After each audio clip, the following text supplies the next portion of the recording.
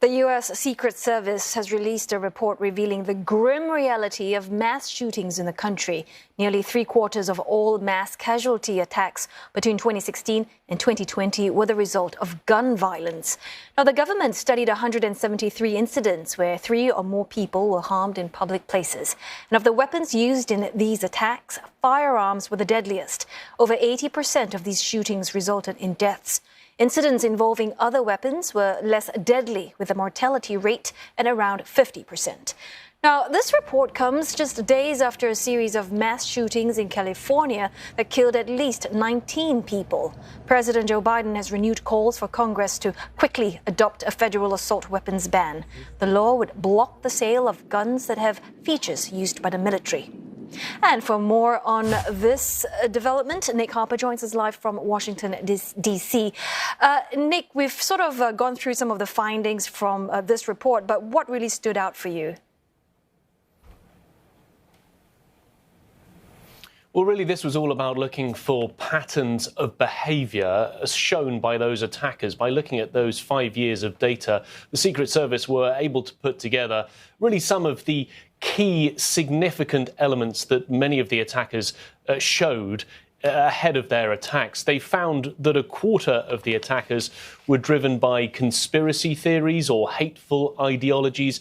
Many of them held racist, anti-Semitic, misogynist views and were driven by those. They also found that most of the attackers showed behaviours of concern before the attack. So they were displaying angry, aggressive behaviour. They also found that more than half of them had mental illnesses that had been diagnosed ahead of the attacks. And they also found that many of the attackers often signalled their attacks online ahead of the attack, either on social media or by posting some sort of hateful speech that signalled that there was potentially an attack on the way. So by drawing all of this together, they were essentially able to find recommendations, and their main one seems to be that really authorities should not wait for a direct threat, but rather act if the attackers or potential people out there are showing any of those type of indicators that potentially an attack could be on the way. But there are also some questions thrown up about how stringent current gun legislation is. We know that 3/4 of the attacks were carried out by firearms, but 38 of those attackers who used guns had already been banned from buying firearms. However, they managed to find loopholes to buy guns privately, online, or make them themselves using ghost gun kits to be able to get firearms that they then used in the attacks. And it's not the first time that, Democrats in Congress, they want to pass this bill that bans assault weapons. But, realistically, what are the chances that this can be pushed through? Incredibly tough. The president is pushing for an assault ban to be put into law. It would need both the House and the Senate to approve that before he signs it into law. There used to be one. There was a ban in place for 10 years, but it lapsed.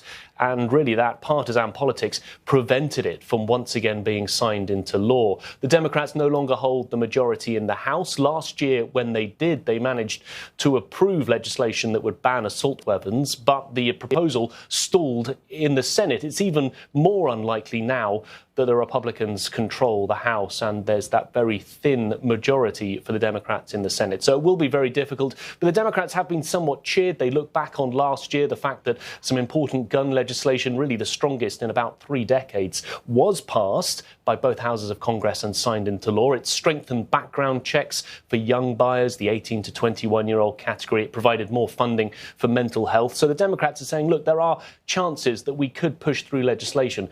But that all-out ban on assault weapons, something that Republicans are staunchly against, would be a very hard sell for both Democrats and Republicans to get on board and pass through Congress.